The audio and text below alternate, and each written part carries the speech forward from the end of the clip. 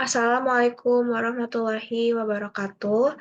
Perkenalkan, nama saya Khairunisa dengan NIM 4444220068 dari kelas 4B Program Studi Teknologi Pangan. Pada video kali ini saya akan menjelaskan sedikit materi mengenai bagaimana analisis kadar lemak menggunakan metode dielektrik.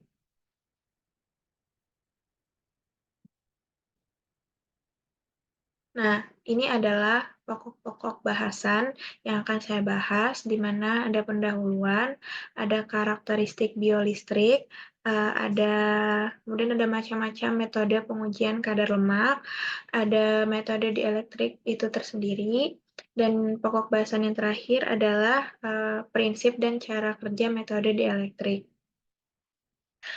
Langsung saja kita mulai ke pokok bahasan yang pertama, yaitu pendahuluan, di mana setiap bahan pangan mempunyai kandungan lemak dan jumlah lemak yang berbeda-beda, di mana perbedaan inilah yang menyebabkan setiap jenis lemak atau minyak mempunyai karakteristik fisik atau kimia yang berbeda pula. Misalnya sebagai contoh, lemak hewani pada suhu kamar berwujud padat. Nah, hal tersebut disebabkan karena sebagian besar komponennya terdiri dari asam lemak jenuh pada rantai karbonnya. Nah, perbedaan karakteristik lemak dapat dilihat melalui sifat kelistrikan bahan, di mana setiap bahan biologis memiliki sifat kelistrikan yang dapat dipengaruhi oleh metabolisme yang terjadi dalam bahan biologis tersebut. Dan sifat kelistrikan ini biasa disebut sebagai biolistrik. Selanjutnya yaitu pokok bahasan mengenai karakteristik biolistrik, yaitu dapat diukur dengan metode dielektrik.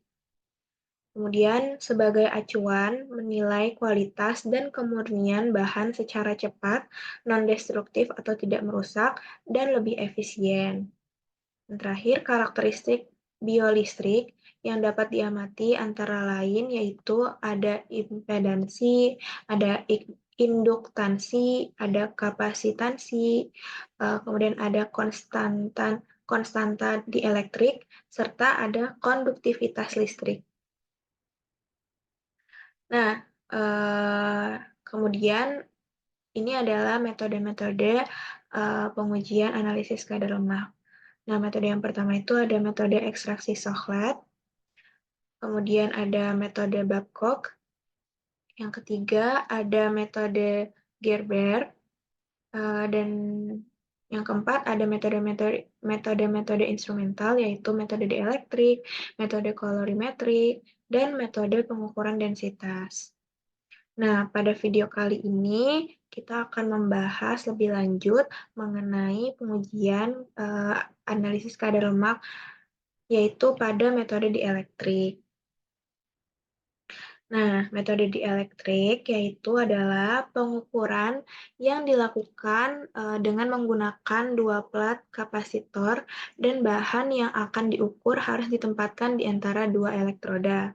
Jadi di sini ada plat dan di tengah-tengah ini adalah bahan yang dihubungkan dengan dengan LSR meter. Nah, pada metode dielektrik ini kan dihubungkan di LSR meter, dan di LSR meter ini nanti hasil yang dihasilkan dalam bentuk kapasitansi. Nah, kapasitansi ini nanti akan berhubungan dengan pengukuran konstanta dielektrik. Sebelumnya kita bahas lebih lanjut apa itu kapasitansi. Kapasitansi adalah kemampuan kapasitor untuk menyimpan energi dalam medan listrik.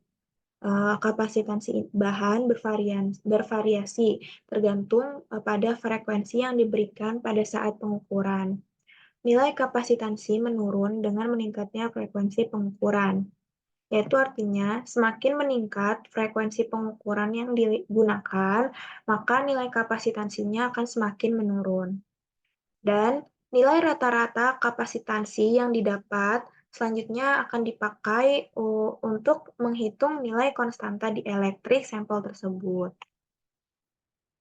Nah, apa itu konstanta dielektrik? Konstanta dielektrik adalah ukuran kemampuan bahan menyimpan energi listrik, di mana sifat dielektrik ini memberikan informasi tentang interaksi antara bahan pangan dan medan listrik itu. Sifat dielektrik bahan juga dapat dipengaruhi oleh beberapa faktor. Faktor yang pertama yaitu dapat dipengaruhi oleh frekuensi, dapat dipengaruhi oleh suhu, kadar air, ada densitas, komposisi, dan struktur materi. Nah, berikut ini merupakan rumus yang digunakan untuk mengukur konstanta dielektrik. Nah, selanjutnya ada prinsip. Selanjutnya adalah pokok bahasan mengenai prinsip dan cara kerja metode dielektrik. Itu, lemak itu bersifat insulator dan dipengaruhi oleh medan listrik. Di antaranya yaitu plat kapasitor. Sehingga muatan yang ada pada lemak akan terpolarisasi akibat adanya pengaruh dari medan listrik. Ketika medan listrik diberikan pada bahan, muatan-muatan listrik dalam bahan tersebut cenderung berpisah. Nah, di bawah pengaruh medan listrik, pada kondisi suhu ruang, pergerakan elektron hampir tidak terdeteksi. Namun, pada kondisi suhu tinggi, aliran arus listrik justru dapat terdeteksi. Nah, peristiwa pergerakan elektron, ion, dan molekul-molekul polar di dalam dielektrik yang diakibatkan oleh adanya medan listrik disebut sebagai peristiwa polarisasi. Nah, ini ada diagram alir bagaimana proses pengujian kadar lemak menggunakan metode dielektrik. Yaitu hal pertama yang harus dilakukan adalah membuat dan menyiapkan plat kapasitor terlebih dahulu, yang nantinya akan digunakan sebagai alat untuk meletakkan bahan atau sampel yang akan diukur dengan LSR meter dengan berbagai variasi frekuensi. Sebelumnya, sebelum digunakan, alat perlu dilakukan kalibrasi terlebih dahulu. Nah, setelah dikalibrasi, diuji keberhasilan pengukuran dengan cara mengukur sifat dari udara.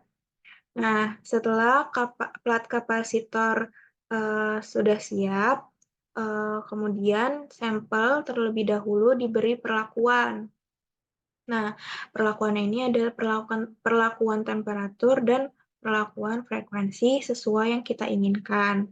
Kemudian setelah sampel diberi perlakuan, sampel ini dapat kita masukkan ke dalam plat kapasitor. Nah, kemudian plat kapasitor dapat dihubungkan dengan LSR meter. Kemudian LSR meter akan mengukur sifat kelistrikan sampel tersebut yang akan diukur. Nanti hasil yang keluar dari LSR meter adalah nilai kapasitansinya, yang dimana nilai tersebut nanti akan digunakan sebagai perhitungan di nilai konstanta dielektrik. Nah, setelah didapatkan nilai konstanta dielektrik, maka dilakukan analisis data. Nah, analisis data yang dilakukan yaitu dengan hubungan cara menggambarkan antara frekuensi pengukuran terhadap konstanta dielektrik. Nah, gambaran yang dapat didapatkan berupa frekuensi sebagai sumbu X dan konstanta dielektrik sebagai sumbu Y. Ini ada gambar sebagai contohnya.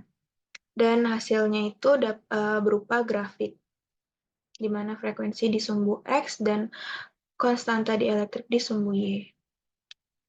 Baik, itu saja materi mengenai pengujian kadar lemak menggunakan metode dielektrik dari saya. Kurang lebihnya mohon maaf. Assalamualaikum warahmatullahi wabarakatuh.